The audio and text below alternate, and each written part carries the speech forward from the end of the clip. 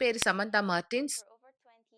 குழந்தை பருவத்தில் ஏற்பட்ட மன அழுத்தத்தின் காயங்கள் எனக்குள்ளே இருந்தன. என்னுடைய குழந்தை பருவத்தின் பிரச்சனை எல்லாமே நர்சரி பள்ளிக்கூடத்துல படிக்கும் பொழுது தான். ஏன்னா, நான் 3 மாத குழந்தையா இருக்கும்போது என்னுடைய உதட்டுல ஏதோ கட்டி மாதிரி இருந்தது. அதுக்கான அறுவை சிகிச்சை நடைபெற்றது. அதுக்கான தழும்பு அந்த இடத்துல இருந்துட்டே இருந்தது. நான் பிறந்தபொழுது எங்க அப்பா என்ன ஏத்துக்கல, என்ன புறக்கணிச்சாரு. இது எல்லாத்தையும் வச்சு பசங்க என்ன கிண்டல் செய்வாங்க, கேலி செய்வாங்க, பேர் சொல்லி கூப்பிடுவாங்க. "உனக்கு அப்பா இல்ல, உனக்கு யாருமே இல்லன்னு" என்ன அவமானப்படுத்துவாங்க. எங்க அம்மா மட்டும் தான் அப்பா, அம்மாக்கான 2 கதாபாத்திரத்தையும் என் வாழ்க்கைக்குள்ளாக செஞ்சுட்டு இருந்தாங்க. இது எல்லாமே நான் பிரைமரி பள்ளிக்கூடத்துல சேரும்போதும் நடந்தது. செகண்டரி பள்ளிக்கூடத்துல படிக்கும்பொழுதும் நடந்தது. ஆனா, நான் செகண்டரி பள்ளிக்கூடத்த படிக்கிற சமயத்துல என் அம்மா வேற ஒருத்தர திருமணம் செஞ்சு கொண்டாங்க. அதன் மூலமா எனக்கு அவர் அப்பாவா ஆனாரு. அவர் எப்பொழுதும் குடிப்பழக்கத்துக்கு அடிமையா இருந்தாரு. சில நேரத்துல புகைப்பிடிப்பாரு. தேவையில்லாத காரியத்துக்காக 2 பேரும் பயங்கரமா வாக்குவாதம் செய்யக்கூடியவங்களா இருந்தாங்க. சில நேரத்துல நான் வீட்ட விட்டு வெளியேறணும்னு விரும்புவேன். ஏன்னா, இது எனக்கு ரொம்ப அதிகமா இருந்தது. ரொம்ப மோசமா இருந்தது. அதன் பிற்பாடு நான் ஒரு உறவுல ஈடுபட்டேன். முன்னாடி அந்த உறவு நல்லபடியா இருந்தது. நான் 23 வயதுல ஒரு பெண் குழந்தையினால கர்ப்பம் தரிக்கப்பட்டேன். அதன் பிற்பாடு தான் அவர்கிட்ட நான் மாற்றத்த பார்த்தேன். உடல் ரீதியாவும், மன ரீதியாவும் என்ன துன்புறுத்தினாரு. அவர் எல்லாவற்றிலும் மாறுனாரு. நான் யார்கிட்ட உதவி கேட்கறதுன்னு தெரியாது. என் தாயார் இடத்துல உதவி கேட்கலாம், இல்ல மற்றவங்க கிட்ட உதவி கேட்கலான்னு பார்த்தா, என்ன விட அவங்களுடைய பிரச்சனை மிகவும் மோசமானதா இருந்தது. என் மகள பெற்றெடுத்த பிற்பாடு நான் எடை கூடிட்டேன். அதனால என்னுடைய பார்ட்னர் என்ன சொன்னாரு, "நீ இந்த மாரி குண்டா இருக்க, நல்லாவே இல்ல பாக்க" அப்படின்னு என்ன சொன்னாரு. "நீ ஒருபோதும் உன்ன கண்ணாடில பார்த்ததே கிடையாதா?" அப்படின்லாம் கேட்டிருக்காரு. நான் என்ன ஒருபோதும் கண்ணாடில பார்த்துக்கணும்னு நான் விரும்பினதே கிடையாது. ஏன் தெரியுமா? நானே நெனச்சிருக்கேன், நான் முன்ன மாதிரி அழகா இல்ல. நான் முன்ன மாரி தகுதியானவளா இல்ல. நான் பார்க்க அசிங்கமா இருக்கேன். நெறைய மாறிட்டேன். மேலும் சின்ன வயசுலருந்து இது நாள் வரைக்கும் எனக்குள்ளாக இருந்த அந்த காயங்கள் எதுவுமே மாற்றம் அடையலங்கிறத பார்க்கும்பொழுது, நான் ரொம்பவும் மன அழுத்தத்துக்கு ஆளானேன். அது என்ன சோர்வுடையதாக்குச்சு. நான் பலமுறை தற்கொலைக்கு முயற்சி எடுத்திருக்கேன். ஆனா, என்னால அத செய்ய முடியல. என் கைகள அறுத்துக்க முயற்சி எடுத்திருக்கேன். காலாவதியான மாத்திரைகள சாப்ட்டுருக்கேன். காலாவதியான உணவுகள சாப்பிடுறதன் மூலமா, அது விஷமா இருக்கு. ஒரு தடவ நான் அந்த மாரி கெட்டுப்போன சாப்பாட சாப்ட்டுருக்கேன். அது நான் அந்த மாதிரி நான் கொஞ்சம் கொஞ்சமா சாப்பிடும்போது, அது விஷமா மாறி நான் அந்த மாரி இறந்துருவேன் அப்படின்னு நெனச்சேன். என்னுடைய சாவு தான் எல்லாத்துக்குமே முடிவா இருக்கும்னு நான் நெனச்சேன். ஏன்னா, என் மேல அக்கறை காட்டுறதுக்கு, அன்பு செலுத்துறதுக்கு யாருமே இல்ல இங்க. என்ன வெளிப்படுத்தி சொல்றதுக்கும் எனக்கு யாருமே கிடையாது. நான் இந்த காலாவதியான மாத்திரைகள எடுத்துக்கொண்டு இருக்கபோது கூட நெனச்சேன், நான் இறந்துட்டேன்னா, என்னுடைய மகள யார் பார்த்துப்பா? யாரு என்ன போல என் மகள பார்த்துப்பாங்க? யாருமே என் மகள பார்த்துக்க முடியாதுன்னு நான் யோசிச்சேன். அந்த காரணத்தினால நான் நிறுத்துனேன். அத புறக்கணிச்சேன். இல்ல நான் இத செய்யவே கூடாதுன்னு நான் யோசிச்சேன். என்னுடைய தோழி தான் என்ன யுனிவர்சல் ஆலயத்துக்கு அழைத்து கொண்டு வந்தாங்க. அவங்களோடு சேர்ந்து நான் வெள்ளிக்கிழமையில வர ஆரம்பிச்சேன்.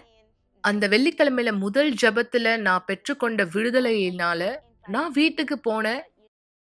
ராத்திரி நல்லபடியா தூங்குனேன். சமாதானத்தோட தூங்குனேன்.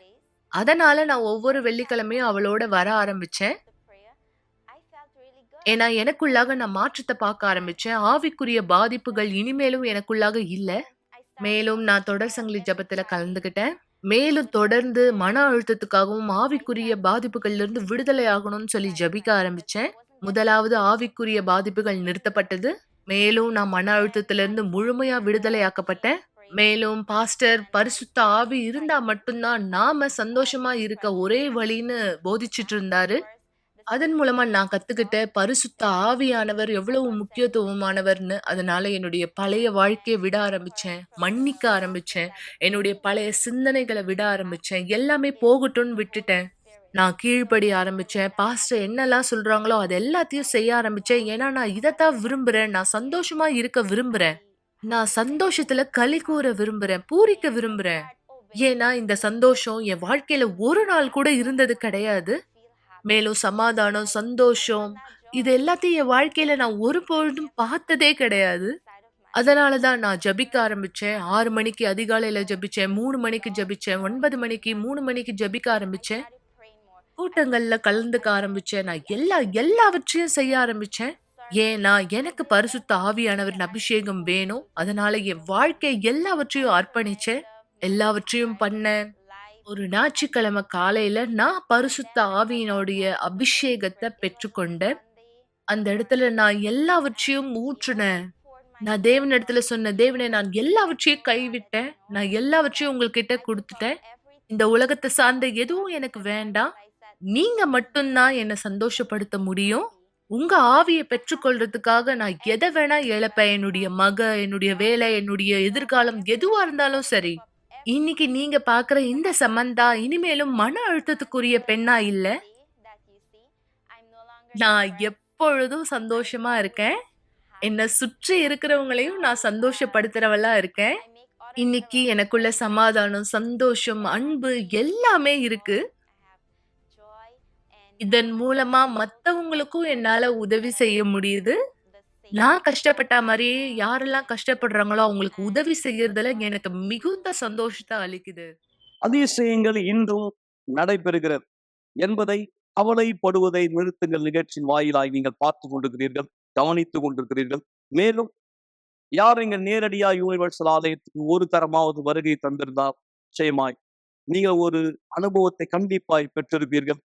உங்களுக்குள்ளாத உங்கள் சரீரத்திலும் கூட இந்த நேரம் இந்த நிகழ்ச்சியை முதல் தடவையா பார்த்து கொண்டிருக்கிறவங்க எல்லோருக்கும் என்னுடைய வாழ்த்துக்கள். சென்னையின் எந்த பகுதியிலிருந்து, தமிழ்நாட்டினுடைய எந்த பகுதியிலிருந்து, அல்லது இந்தியாவின் எந்த மாநிலத்திலிருந்து, ஏன் வேறு எந்த நாட்டிலிருந்து நீங்க இந்த நிகழ்ச்சி பார்த்து கொண்டிருந்தால் நான் உங்களுக்கு மீண்டும் சொல்லுகிறேன், கவலைப்படாதிருங்கள்.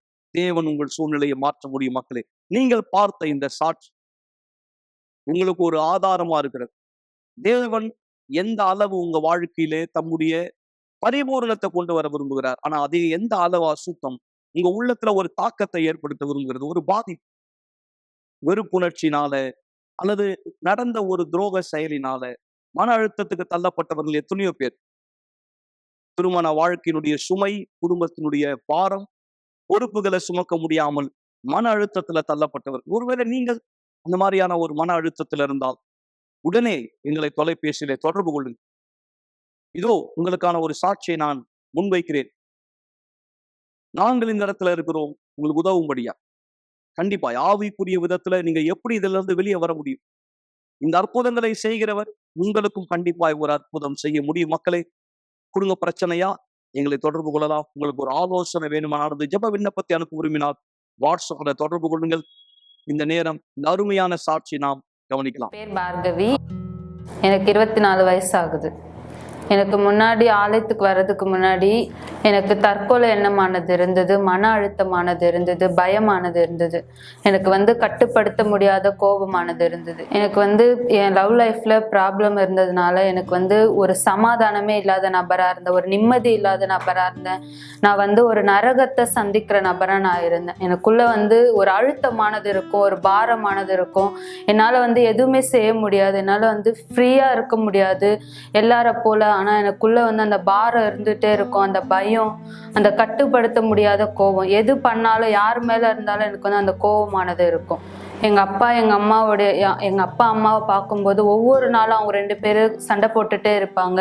எங்கள் அப்பா குடிச்சிட்டு வருவார், எங்கள் அம்மா கூட சண்டை போட்டு இருப்பார். இதை பார்க்கும்போது எனக்குள்ளே ஒரு அழுத்தமானது இருக்கும். ஏன் நான் இன்னும் இருக்கிறேன், நான் இறந்துட்டா கூட நல்லா இருக்குமே.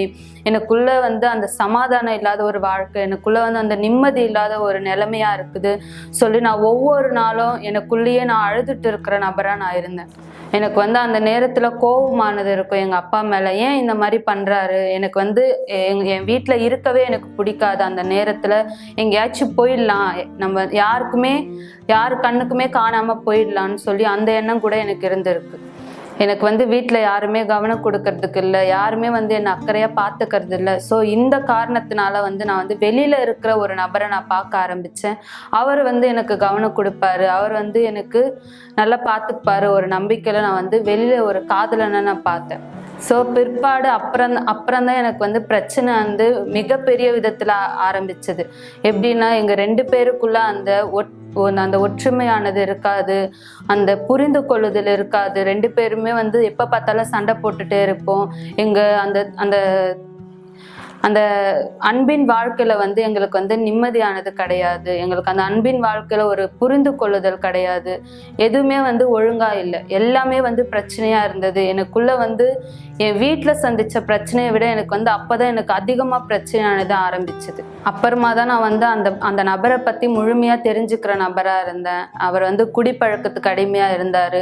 ஸோ பிற்பாடு எங்கள் அம்மா என்ன பிரச்சனைனால சந்திச்சிருந்தாங்களோ வீட்டில், அதே பிரச்சனையால் நானும் பாதிக்கப்பட்ட நபராக இருந்தேன்.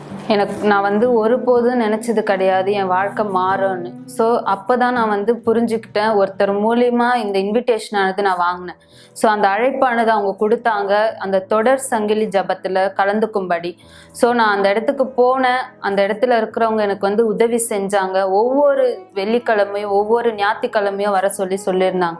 ஸோ தண்ணி பாட்டிலானது எடுத்துகிட்டு வர சொன்னாங்க.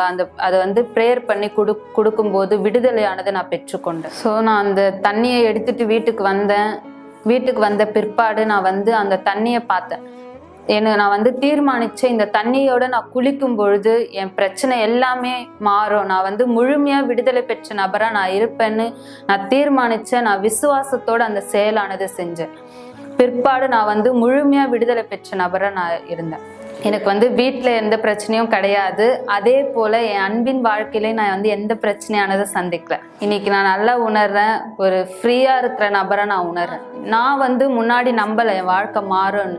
ஆனால் நான் இப்போ பார்க்குறேன் என் வாழ்க்கை மாறி இருக்கிறத. ஒவ்வொரு நாளும் நான் வந்து சமாதானத்தினால நிரப்பப்பட்ட நபராக இருக்கிறத.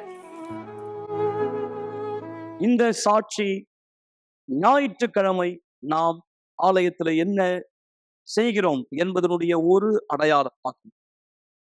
நீங்களும் கூட நிச்சயமாய் உங்களுடைய பாட்டில் தண்ணீரை ஆயத்தப்படுத்தலாம்.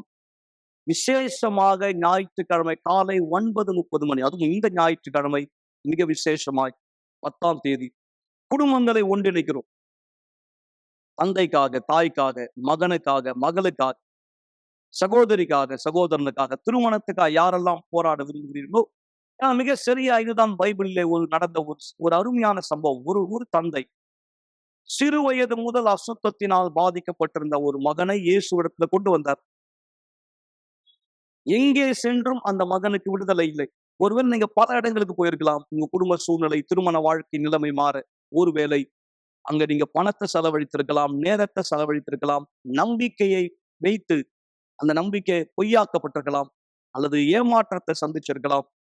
ஆனால் ஆண்டவர் சொன்னவார், என்னிடத்துல வருகிற ஒருவனையும் நான் புறம்பே தள்ளுவதில். அந்த தந்தை தன் மகனை இயேசுவிடத்துல கொண்டு வந்த பொழுது வந்த மகன் அப்படியே அனுப்பப்படவில்லை.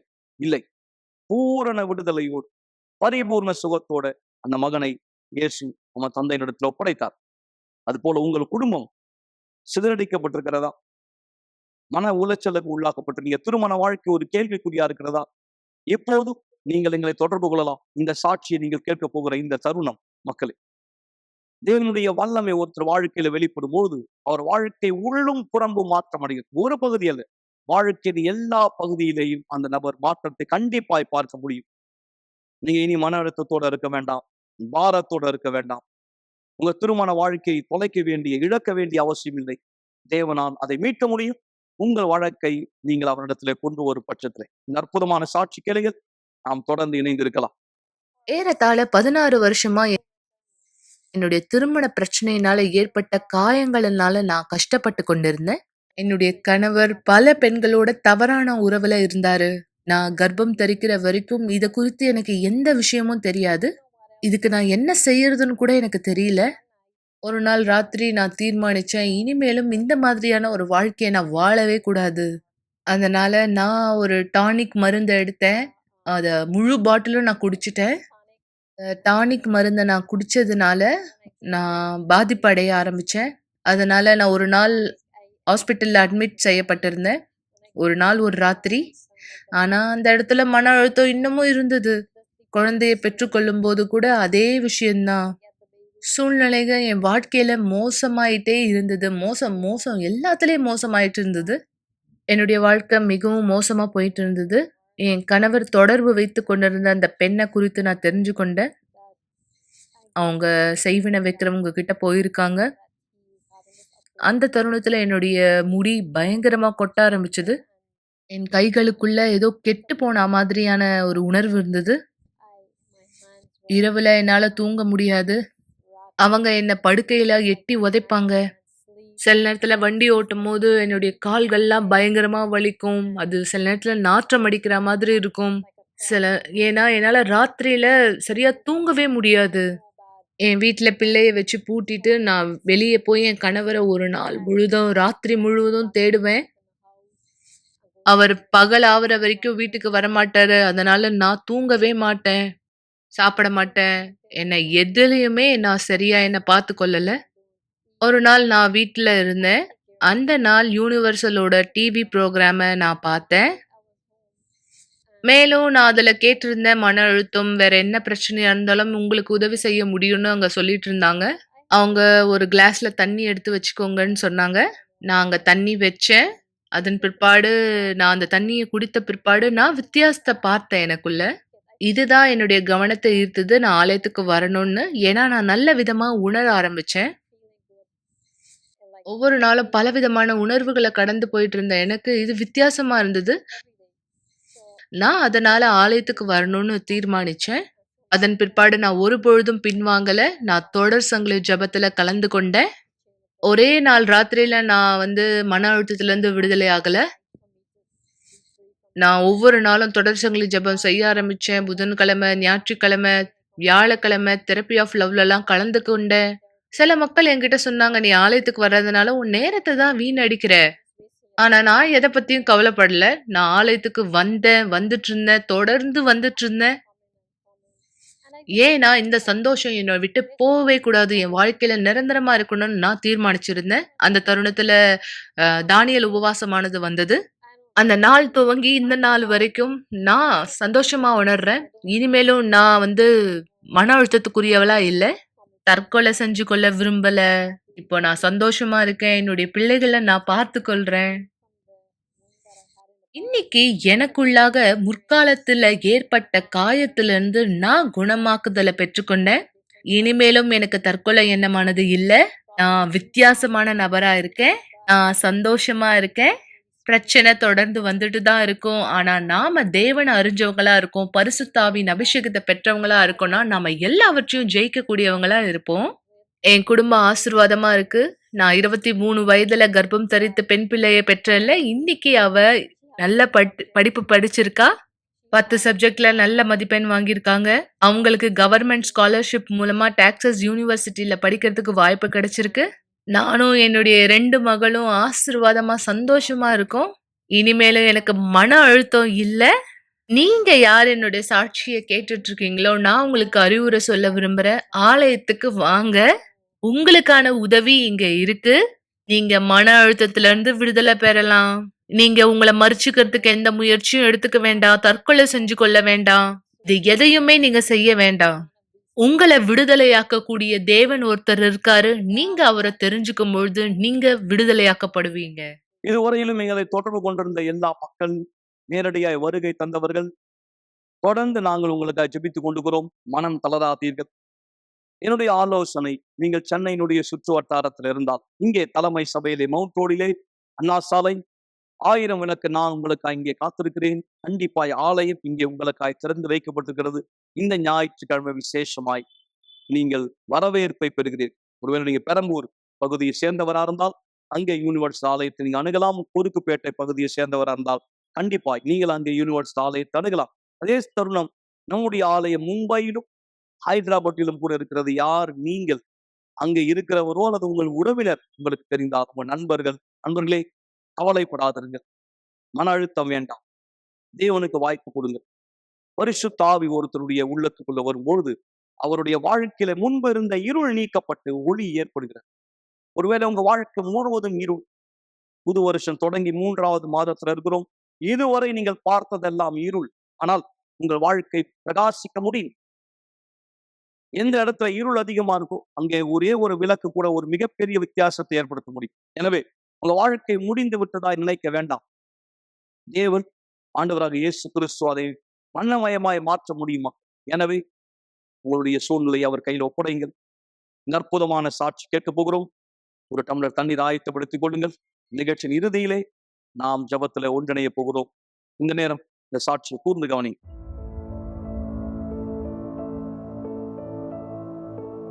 அவரை பத்தி பேசினாலே எனக்கு கோவம் வரும்.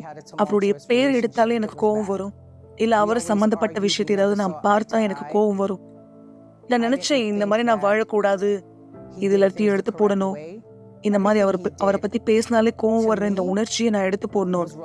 ஆனா எனக்கு அது எப்படி செய்யறதுன்னு தெரியல, எங்க உதவி கேட்கணும்னு தெரியல.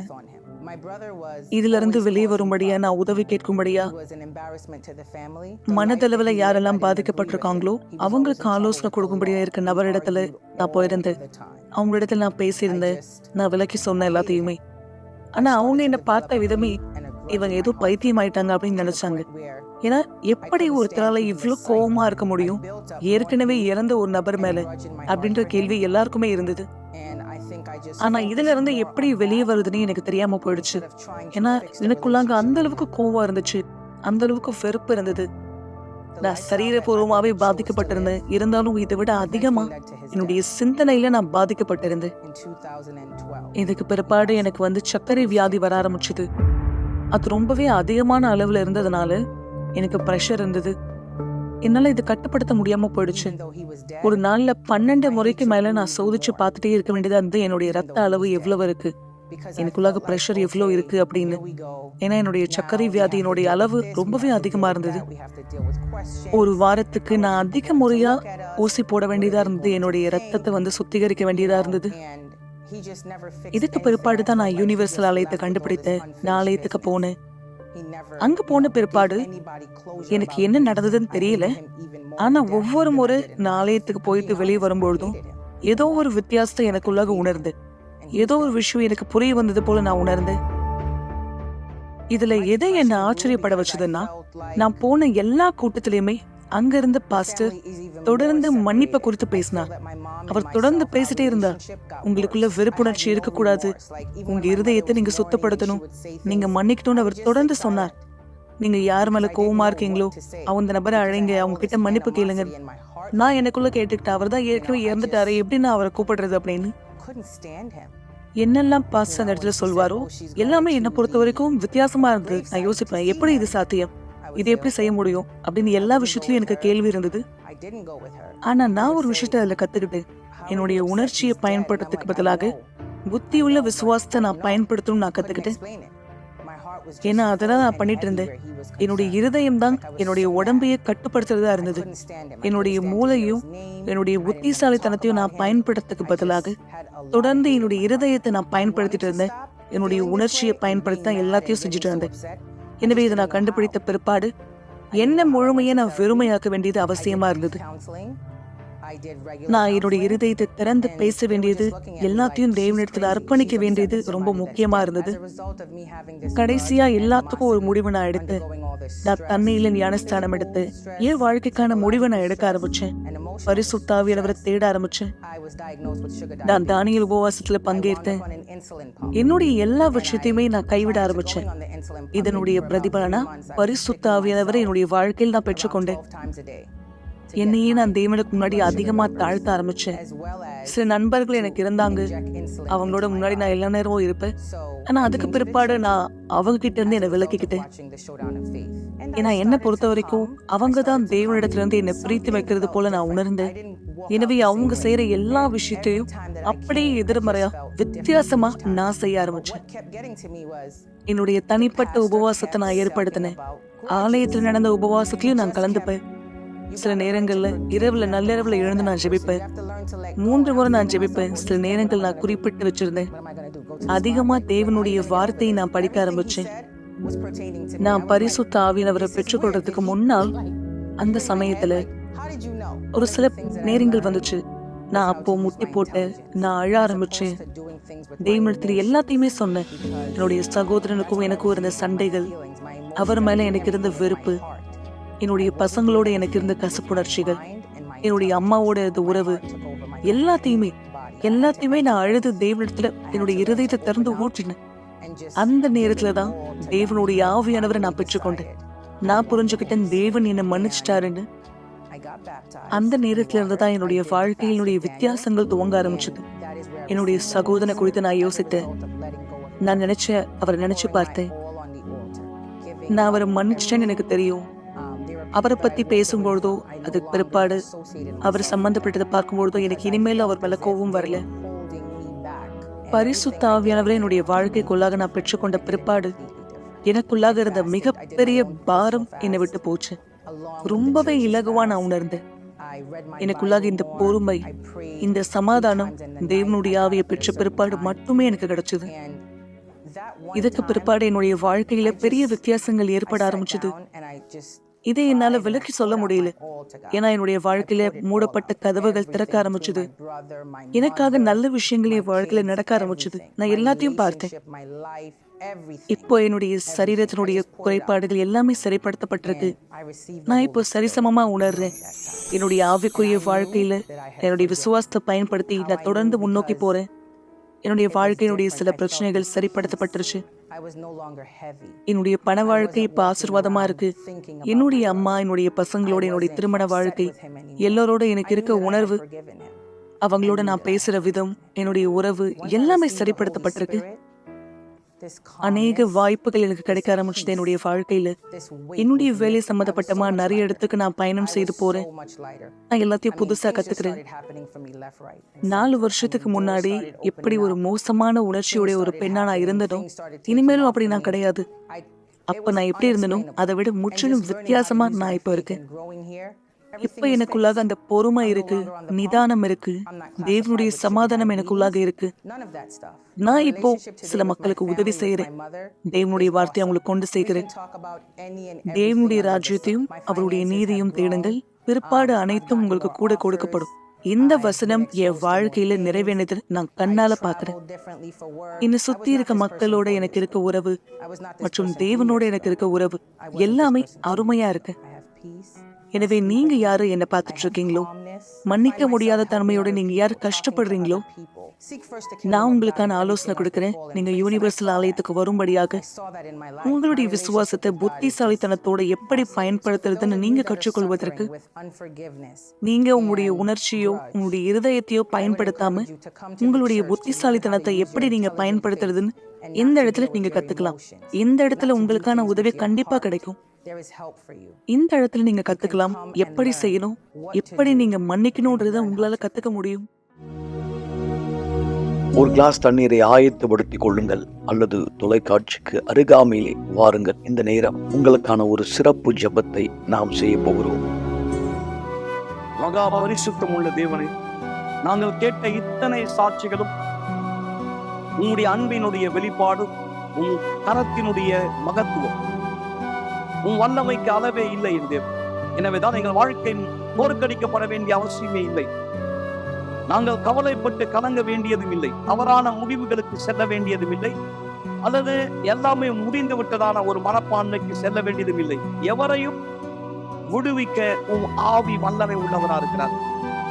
எந்த ஆவி உண்மை கல்லறையிலிருந்து வெளியே கொண்டு வந்தார், அதே ஆவி மன அழுத்தத்திலே, மன பாதிப்பிலே, ஒரு வீட்டிலே, ஒரு அறையிலே தன்னை பூட்டி வைத்திருக்கிற, பயத்தோடு நடுங்கி கொண்டிருக்கிற இந்த மாணவரை, மாணவியை, இந்த நபரை, வயதான இவரை, இந்த தம்பதியை வெளியே கொண்டு வர சக்தி உள்ளவரா இருக்கிறார்.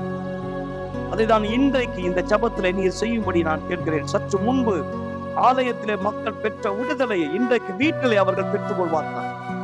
தண்ணீரை பருகுதலின் மூலமாய் சுமைகள் எல்லாம் மறையும், பாரங்கள் எல்லாம் மறையும், கண்ணீர்கள் மறையும், கஷ்டங்கள் நீங்க. தண்ணீரின் மூலம் ஜீவன் இவர்களுக்குள் வருவதா. தண்ணீரை ஆசீர்வதிக்கிறேன். ஜெபத்தை கேட்கிற ஒவ்வொருத்தரை ஆசீர்வதிக்கிறேன். ஆண்டவராகிய இயேசுவின் சர்வ வல்லமையான பெயரால் ஆசீர்வாதமான தண்ணீரை குடியுங்கள். எனக்கு சந்தேகமில்லை, தேவன் உங்களை தொற்றுகிறார். மாணவ மாணவிகள் பயப்பட வேண்டாம். முன்னோக்கி செல்லுங்கள். உங்கள் தேர்வுக்காய் கண்டிப்பாய் உங்கள் கடமையை செய்யுங்கள். நாளை இரவு அற்புதமான சாட்சிகளோடு மீண்டும் உங்களை சந்திக்கும் வரை தேவன் உங்களை ஆசீர்வதிப்பாராக. சென்று வாருங்கள்.